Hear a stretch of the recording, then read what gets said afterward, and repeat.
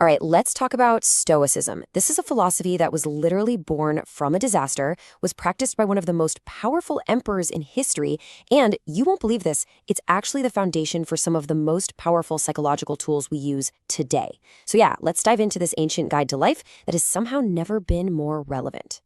But first, I want you to imagine something. Just really think about it for a second. What if you lost it all? Your money, your possessions, everything you've ever worked for, gone. In an instant. I mean, for most of us, that's game over, right? But for one man, a total catastrophe like that was actually just the beginning. And this is the guy, Zeno of Citium.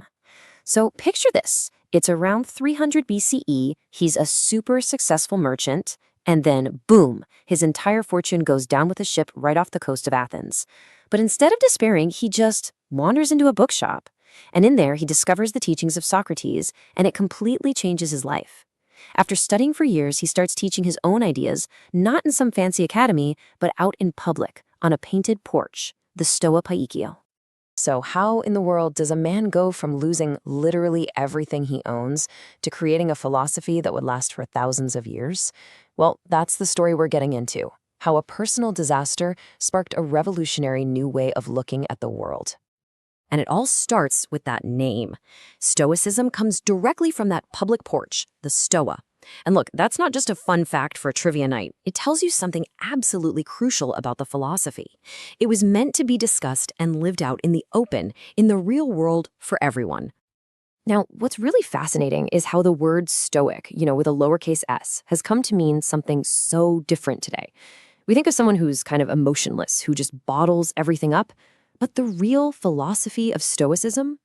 It was never about suppressing your feelings. It was a complete, practical, and vibrant operating system for living a better life. So what's actually in that operating system? Okay, let's pop the hood and take a look inside the Stoic toolkit. These are the core principles they designed to help anyone live a more effective and, a more virtuous life. Okay, at the absolute core of Stoicism is this idea they called logos. The Stoics believed that the universe isn't just a bunch of random, chaotic stuff happening. No, they saw it as this huge, interconnected web governed by reason and cause and effect. Think of it like a giant cosmic machine. Your goal isn't to fight against how the machine works, but to understand your part in it and to work in harmony with it. And that leads us to maybe the single most practical tool in this entire philosophy, the dichotomy of control. This is the big one. It's all about ruthlessly, relentlessly sorting out what you can control from what you can't. Look, you can't control the weather or the stock market or what somebody else says about you, but you know what you do have total control over? Your judgments about those things, your reactions, your choices. And for the Stoics, that is where 100% of your energy should go. So how do you make sure you're using that control well? Through these 4 virtues. And these aren't just abstract ideas. They're a practical guide. You need the wisdom to see things as they really are, the temperance not to fly off the handle, the justice to treat people fairly, and the courage to do the right thing, especially when it's hard. You see how they all lock together? You can't really have one without the others. Okay, so this all sounds great in theory, but did anyone actually live this way? Let's switch gears from the ideas to the people, and you'll see how this wasn't just a philosophy for shipwrecked merchants, but for some of the most powerful people in the ancient world. This quote comes from Seneca, who was a famous playwright, a top advisor in Rome, and a major Stoic thinker. And man, what a line. He's telling us that courage isn't just for the battlefield. Sometimes the bravest thing you can do is just get through the day with your character intact. And this is a perfect example of how Stoicism isn't some self-centered philosophy. Seneca put his money where his mouth was. In an era when slaves were legally considered property, he argued for treating them humanely.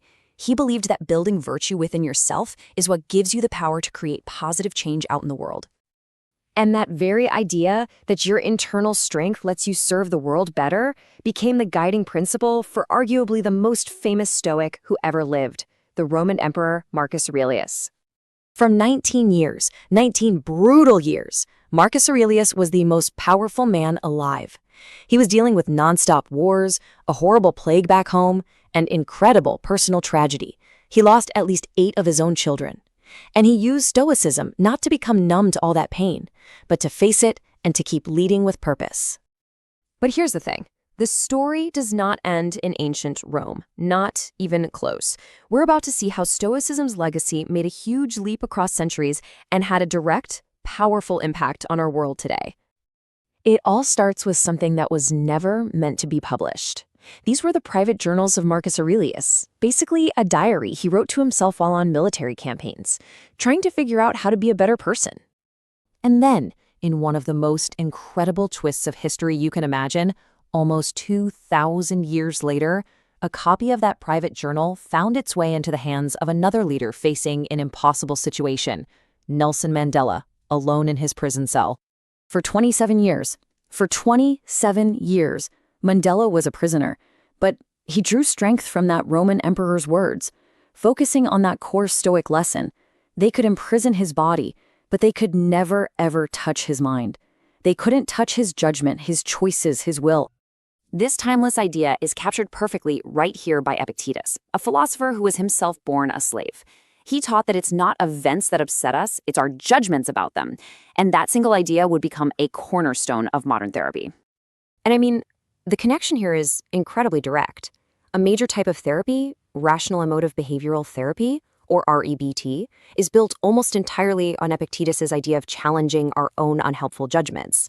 And Viktor Frankl's logotherapy, which he developed after surviving the Holocaust, is pure Stoicism. The ultimate human freedom is our ability to choose our attitude, no matter what the circumstances. Which, of course, brings it all back to you. From a shipwrecked merchant to an emperor on the battlefield to a prisoner in a cell, the lesson is the same.